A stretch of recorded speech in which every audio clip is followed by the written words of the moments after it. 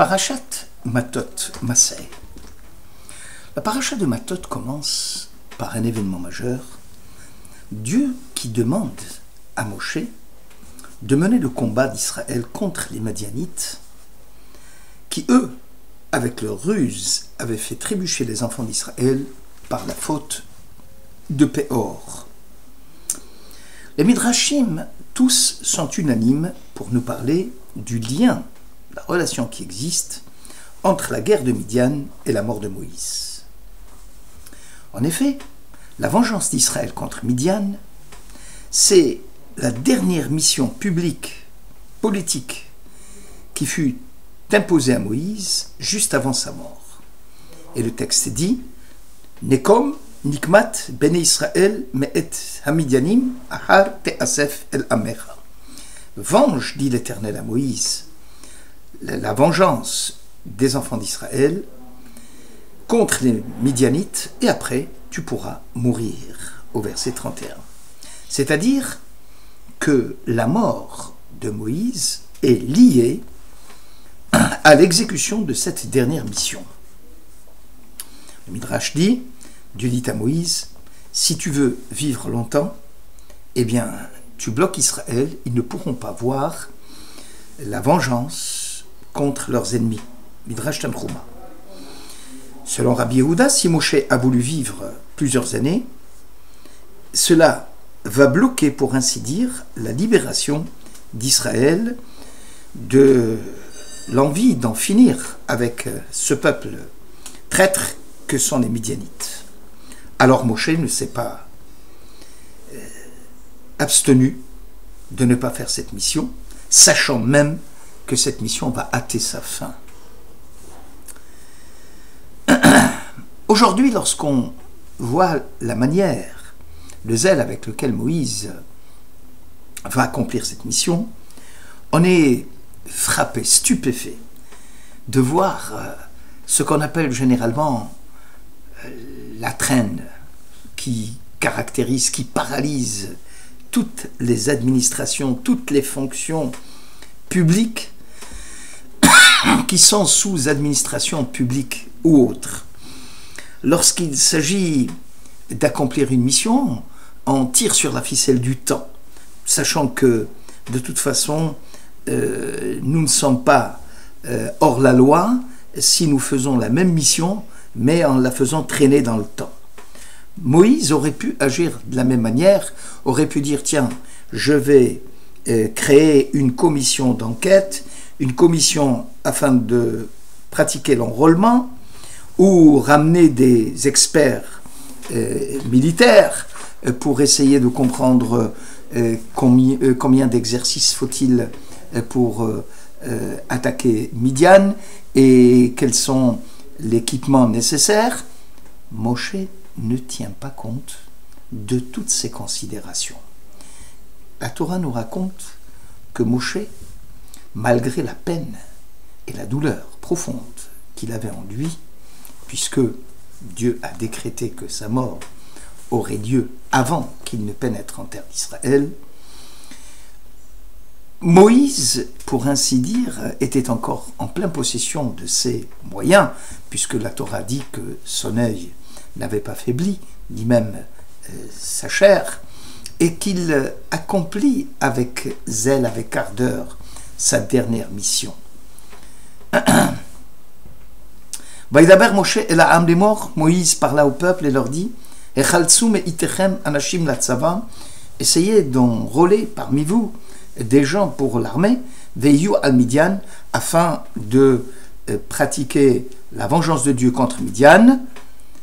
Et lorsqu'il dit Hechaltsu, soyez des chalutzim, ça veut dire soyez zélés, faites-le rapidement. Autrement dit, Moïse a ordonné d'accélérer l'enrôlement des soldats et leur préparation, parce qu'il dit que c'est une mission de Dieu. Or, si nous jetons un coup d'œil sur le texte lui-même, il est marqué « Nekom nikmat bene Israël me'et hamidianim ». Dieu, dans son ordre à Moïse, et lui dit « Venge la vengeance d'Israël ». Et Moshe, quand il transmet le message aux enfants d'Israël, il change, il dit Nikmat Hashem be Midian, la vengeance de Dieu dans Midian. Donc est-ce que c'est la vengeance d'Israël ou la vengeance de Dieu? Le Midrash qui décrit et qui relève cette différence de langage auprès de Moïse, elle nous dit ceci. Dieu dit à Israël, sachez que mon jugement, ce n'est pas comme le vôtre. Je voudrais que vous vous vengiez des Midianites pour tout le mal qu'ils vous ont causé lorsqu'ils vous avaient fait piéger en mettant leurs femmes en prostitution et pour que vos soldats puissent y trébucher.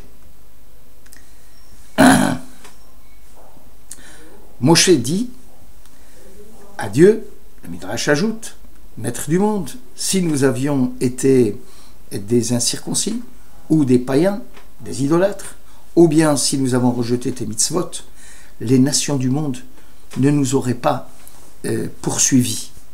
Et l'antisémitisme et l'antijudaïsme a pour cause essentiellement ta Torah. Donc, c'est ta vengeance à toi. Rappelons que toute l'histoire du peuple d'Israël est comme celle-ci. La haine des nations à Israël, c'est pas parce qu'Israël sont circoncis ou parce qu'ils font les mitzvot, etc. La haine essentielle, même si nous étions une nation comme les nations du monde, ils auraient trouvé d'autres prétextes pour nous haïr. Donc l'antisémitisme n'a pas pour origine ni d'ordre religieux, ni d'ordre économique ou social. Il a des origines qui sont autres.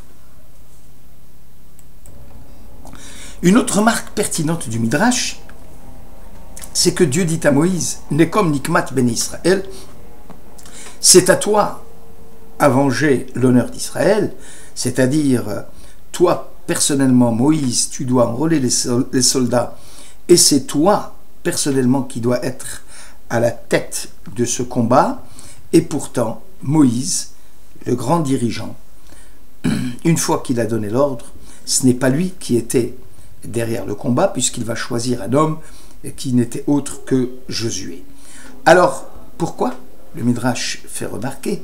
Parce que du point de vue psychologique, Moïse a été élevé en Midian, Moïse a bénéficié des faveurs des Midian, il n'était pas normal que Moïse puisse faire du mal à un pays dont il était originaire. Donc le machal, l'exemple nous dit, un puits dont tu as bu de l'eau, tu n'as pas à y jeter la pierre.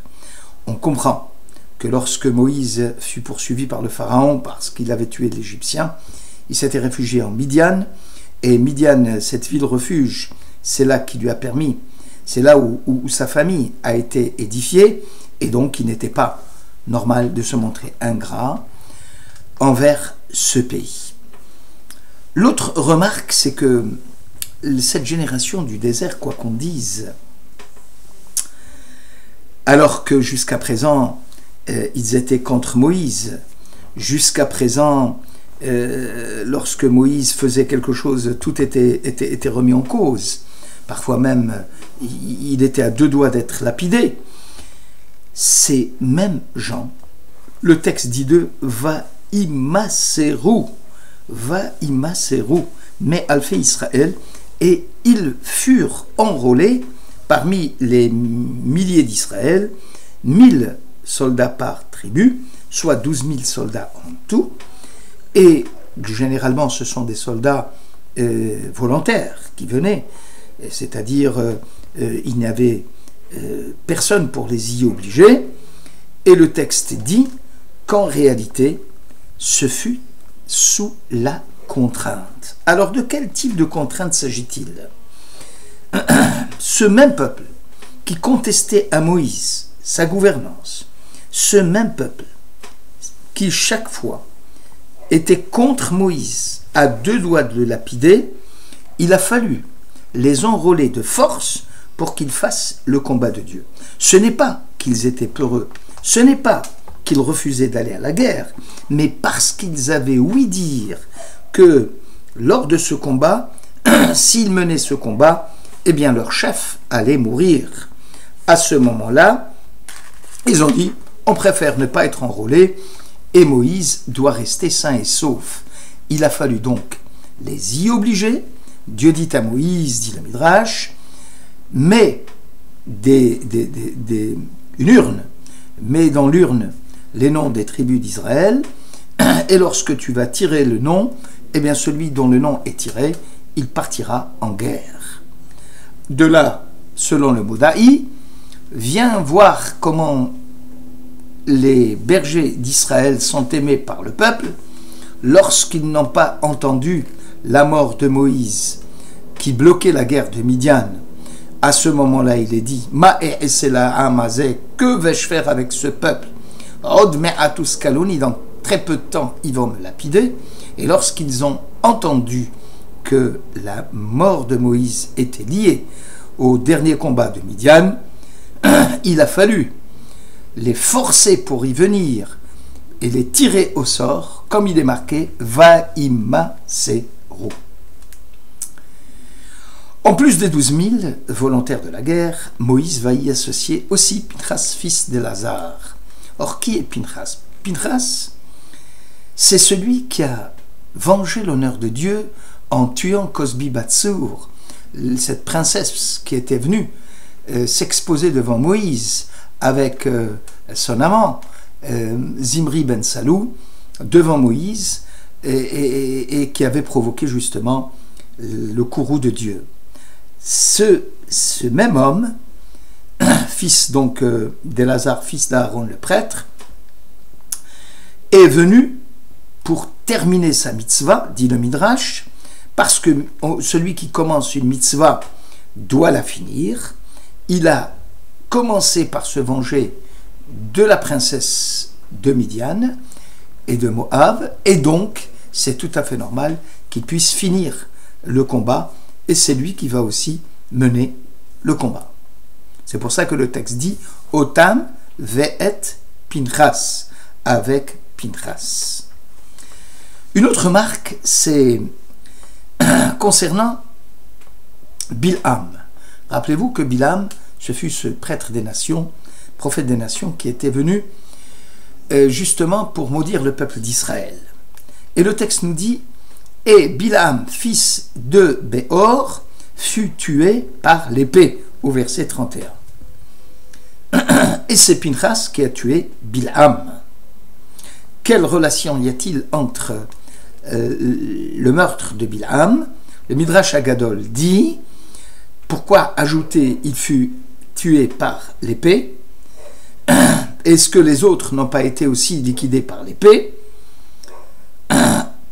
Le Midrash répond, rappelez-vous, lorsque Jacob avait touché son fils, Isaac avait touché son fils Jacob, il avait dit les mains, puisqu'il avait mis une toison de mouton, les mains sont les mains de Esav, puisqu'ils étaient venus, alors que la voix c'est la voix de Jacob.